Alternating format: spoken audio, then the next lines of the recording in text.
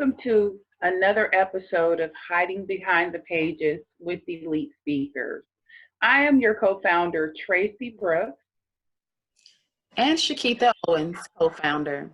And we just would like to thank you today for joining us with Hiding Behind the Pages. We have a very special guest who's going to share her testimony and just her whole triumph of raising her children. She has 3 beautiful sons, and she also has one son that has a rare illness called Panhypopituitarism. So our guest is Q.Williams. So she's going to be coming on, and she's just going to share a little bit with us about that and educate us about this illness so that we can be educated and look out for signs as well for our own children and make sure that we are not dealing with the same thing. And so we just thank you for joining us today. And we definitely would like for you to like, share, and subscribe to our YouTube channel. And we will put that down here below. You can reach us at our YouTube channel, Elite Speakers Prep Program, and also our Facebook channel, Elite Speakers Prep Series, ESPS. So make sure to like, share, and subscribe. And so we just thank you for joining us for another episode of Hiding Behind the Pages. Welcome to Elite Speakers Hiding Behind the Pages 40 Women Interview Series. I am your co-founder, Tracy Brooks. And Chikeitha Owens. And today we have a very special guest, Miss Q.Williams. And Miss Q, let me tell y'all a little bit about Miss Q. She is a mother of 3 awesome, beautiful boys. She is also a young adult teacher in her church, and she does an awesome job. Q is also a realtor. She's also a nurse, and she works really hard with caring for her son, who has Panhypopituitarism, which she's going to come in today, and she's going to share all about that and educate us a little bit about her struggles of dealing with that. And so today we're going to learn a lot from her. And so we're just going to welcome in Miss Q today. And we just thank you for joining us today. Thank you so much. Thanks for having me. Thank you, ladies. Awesome. Yes. Thank you so much for joining us. So Q, please tell us a little bit about the pituitary. Help me out here. We got to put that down there on the screen so others can know how to pronounce it properly. Yes. Chikeitha, help me out there. Panhypopituitarism.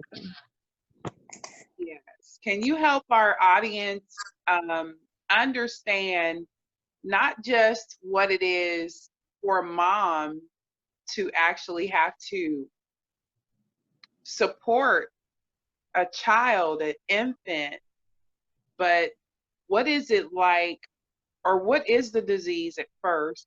How did you find out about it? And what has it been like for you? So the disease is called Panhypopituitarism. And what that is the body does not produce hormone, or it has an inadequate amount of hormone. And my son, Q.Williams, was born May 1st, 2012. And at birth, they knew something was wrong immediately with him because all of his vital signs were dropping. And they were able to get him diagnosed day 2 of his life with Panhypopituitarism. Wow. And basically, like I said, his body does not produce the hormone that controls stress levels in his body. And what that means for him is if his body is under stress for any reason, whether it's a flu or diarrhea or viral infection, his body can go in what they call crisis, which could lead to being in a coma. And so what we have to do is literally give him the hormone that his body does not produce. And we give that to him every 8 hours. So, and it's been very difficult, challenging for me as a mom to care for him, because I have to always be on watch for him, because we never know when his body is going to go into crisis. So we have to be always on alert to make sure when he goes to sleep, it's sleep because he's sleepy and not sleep because he's in crisis. Wow. And so are there any other symptoms? I heard you say that, him sleeping. So are there any other symptoms that you have to be on the watch out for that lets you know that he's going into crisis? The only symptoms are the obvious ones, as far as if he's vomiting irregularly. We know that that his body is in stress. If he has diarrhea, we know that his body is in stress. And that's pretty much the only 3 signs that we have. Other illnesses, if it's a viral infection, of course, we don't know. So pretty much him going to sleep is the only way.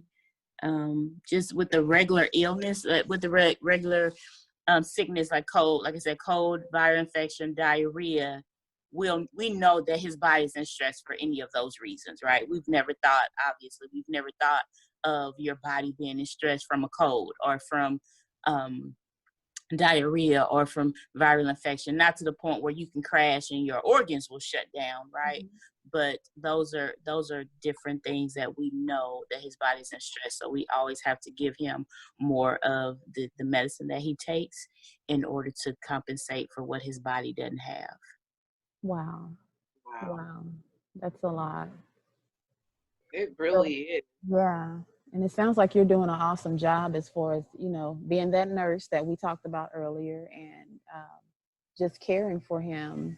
It sounds like you're doing an awesome job being able to do that. Do you have any resources that you can share for anybody that may be experiencing or going through the same, that they may be able to reach out to, like any community supports that you're aware of? Not at this moment, and that was one of the concerns when we left the hospital, is that we didn't have anybody to connect with. We didn't have anybody in our area that even knew about the illness. Wow. And so one of the things that I am starting is a support group, because I want to be able to connect with people who are affected by this illness. But when we left the hospital, we just left. The doctor said, we'll see you back at your next appointment. Wow. But we didn't have enough information about it. When the doctor told me about the illness, he said, have you ever heard of being scared to death? And I said, yes. And he said, well, that's what your son has. And he said, now the medical term for that is Panhypopituitarism. So you've never heard, we say that all the time, being scared to death, but we don't know that that's literally an illness. But when we left the hospital, I didn't know, I was afraid to hold him. I was afraid to touch him and all of that. But, we made it through. But I didn't have a support group. I didn't have any nurses I could talk to, or any doctors, or any, other family members that have gone through it. We just kind of had to learn as we, went along. So I've created a YouTube channel and talking about Corbin and his journey and his medicines. And I've been able to connect with people from Georgia to Canada, just about his illness, and connect with new mothers.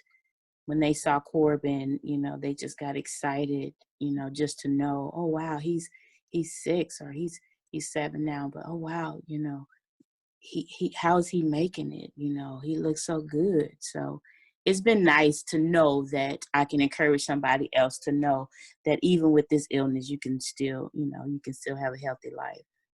Wow. That just, I just hear so much strength.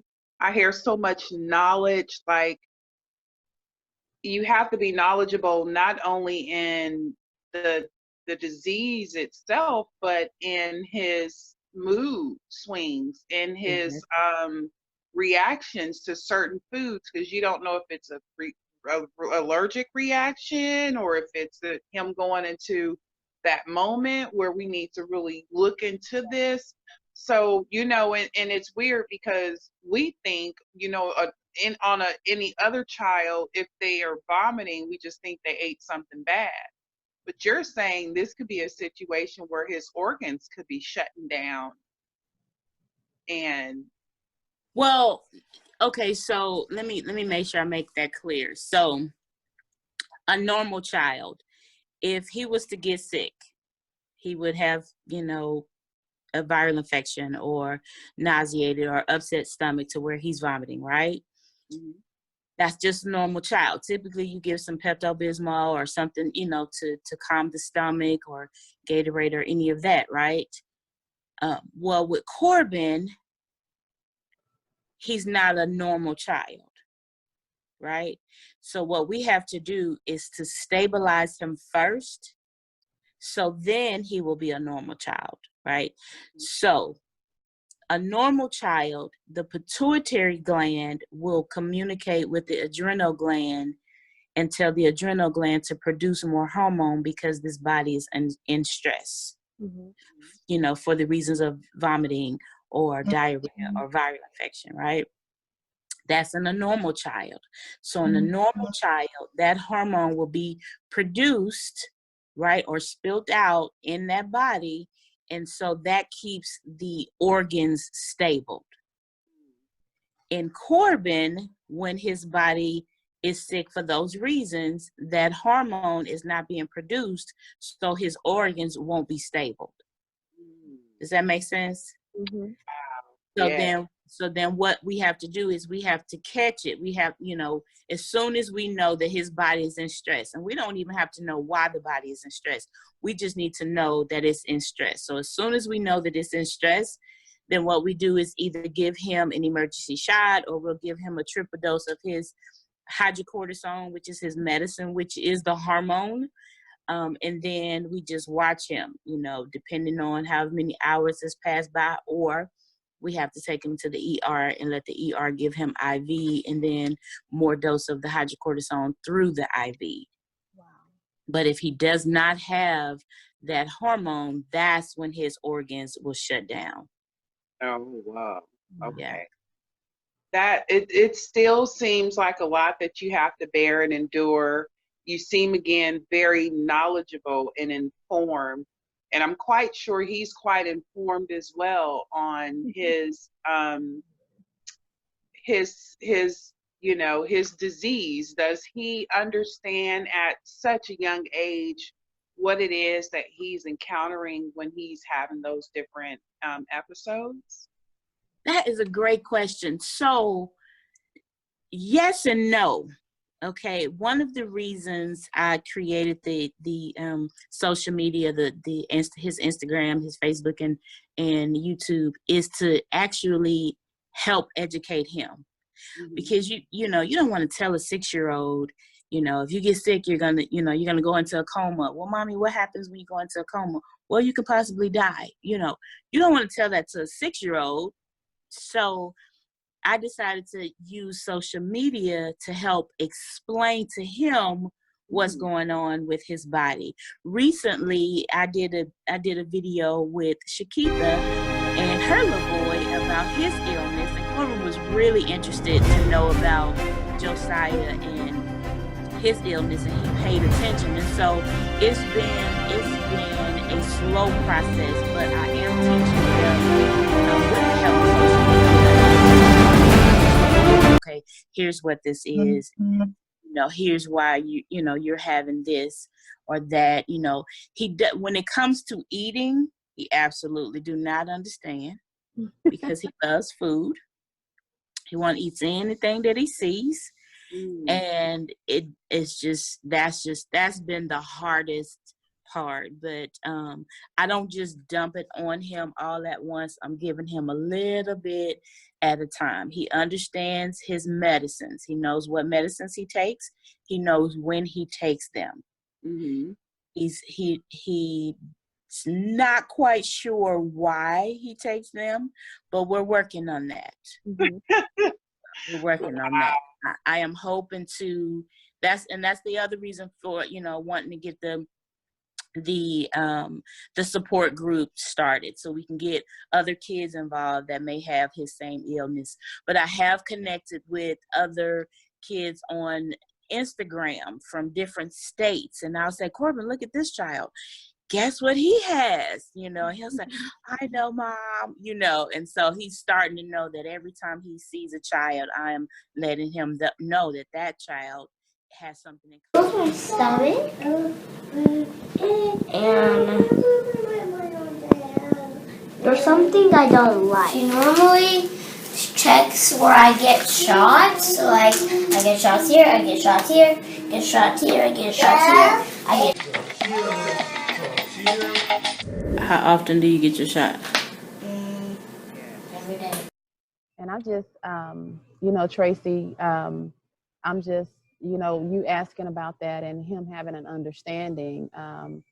I have been following Corbin's journey on YouTube, on his YouTube channel. And there's this one video that just stands out to me where you all are teaching each other how to pronounce his disorder.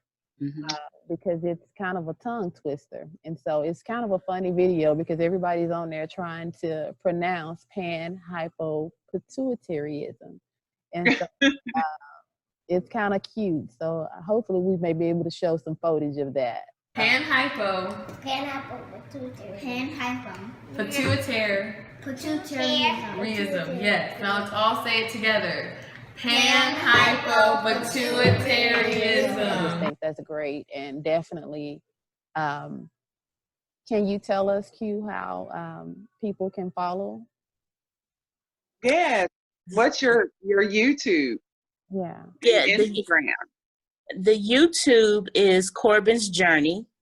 It's CORB as in boy, INS Journey. And then the Instagram is Corbin's Project. And then Facebook is just Corbin Williams. Okay. So, and on all three, you'll see his picture. Yeah. Good. Well, it sounds like Corbin is a sweet gentleman who was fighting a good fight. So do us a big favor, we're at Elite Speakers, and give him a big old hug from us and tell him, hang in there, buddy. There's so much more living you got to do. And we just appreciate you so much sharing that testimony. If there's one thing that you could leave with our audience, what is the one advice that you would leave with someone who just found out that their son has hypopituitarism? Did I say that right? It is a hypopituitarism, actually. Yes, panhypopituitarism is when you have 3 or more of your functions affected at the pituitary gland. Hypopituitary gland is 1 or 2. But what I would leave is to just become really educated on the illness and trust the process. Sometimes we don't want to trust the process. We don't want to trust the doctors. We don't want to trust the medicine, you know, and sometimes even with Christians, they don't want to trust, you know, and people say, well, I'm just going to trust God and I'm going to pray. And I absolutely encourage trusting God and praying about the situation, but God can work through whatever he chooses to work through. And so I would say trust the process. The doctors, they also have a gift. And their gift is knowing the body and knowing which medicine is important for, you know, whatever illness that you have. And so that would be my advice, to just become educated on the illness, try to connect with a support group, connect with me. We can learn together, pray together, cry together, allow our children to play together, and but just trust the process. Wow. And Q, I know that you are doing some speaking engagements as well. Can you tell us about your most recent speaking engagement and any that you may have coming up?